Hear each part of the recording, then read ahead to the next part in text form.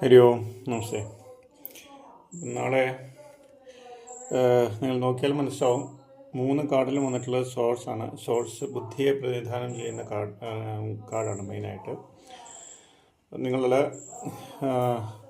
അതായത് നിങ്ങളുടെ കൂടെ ഞാൻ ഇന്നലെ പറഞ്ഞിട്ടുണ്ടായിരുന്നു, നിങ്ങളുടെ കൂടെയുള്ള ആൾ ഒരുപക്ഷെങ്കിൽ നിങ്ങളെ ചതച്ചിട്ട് പോകാനുള്ള സാധ്യതകൾ കൂടുതലാണെന്ന് പറഞ്ഞിട്ടുണ്ട്. അതേ എനർജി തന്നെ ആയിരിക്കും ഒരുപക്ഷെങ്കിൽ നാളെയും.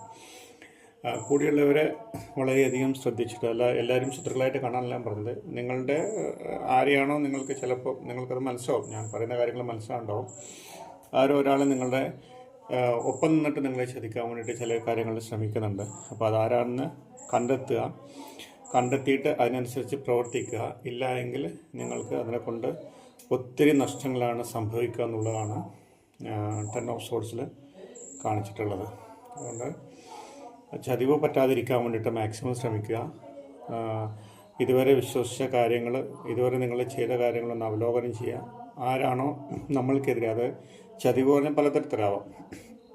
ഒന്നുകിൽ നിങ്ങൾ വിശ്വസിച്ചേൽപ്പിക്കുന്ന കാര്യങ്ങളാവാം, അല്ലെങ്കിൽ നിങ്ങളുടെ അടുത്ത് വേറെ തരത്തിൽ നിങ്ങളെ ഉപദ്രവിക്കുന്നതാവാം. ഏത് തരത്തിലുള്ളതാണെങ്കിലും അത് നിങ്ങൾക്ക് മനസ്സിലാവും ഞാൻ പറയുമ്പോൾ. അങ്ങനെയുള്ളവരുണ്ടെങ്കിൽ അതൊന്ന് നോക്കിയിട്ട് ഒഴിവാക്കി നിർത്തുക. പുതിയൊരു ബന്ധം തുടങ്ങുക എന്നുള്ളതാണ് ഈ കാർഡ് പ്രകാരം വന്നിട്ടുള്ളത്. അത് വളരെ ബുദ്ധി ഉപയോഗിച്ചിട്ട് മാത്രം പ്രവർത്തിക്കുക എന്നുള്ളൂ. ഒറ്റയടിക്ക് നിങ്ങൾ മുഖത്തോട് നോക്കിയിട്ട് പറയാനല്ല. നിങ്ങൾ അങ്ങനെ ഒരാളുണ്ടെങ്കിൽ, എല്ലാവർക്കും അങ്ങനെ ഉണ്ടാവണമെന്നില്ല, അങ്ങനെ ഒരാളുണ്ടെങ്കിൽ അവരെ മനസ്സിലാക്കിയിട്ട്, അതായത് നിങ്ങൾ ചെയ്യുന്ന കാര്യങ്ങളെല്ലാം നിങ്ങൾക്ക് എപ്പോഴും നെഗറ്റീവാണ് വരുന്നുണ്ടെങ്കിൽ ഒരുപക്ഷെ ആരോ നിങ്ങളുടെ കൂടെ നെഗറ്റീവ് എനർജി ഉണ്ടാവാം, അല്ലെങ്കിൽ നിങ്ങൾക്കെതിരെ പ്രവർത്തിക്കുന്ന ഒരാളുണ്ടാവാം. അത് മനസ്സിലാക്കി അവരെ ബുദ്ധിപൂർവ്വം ഒഴിവാക്കുക.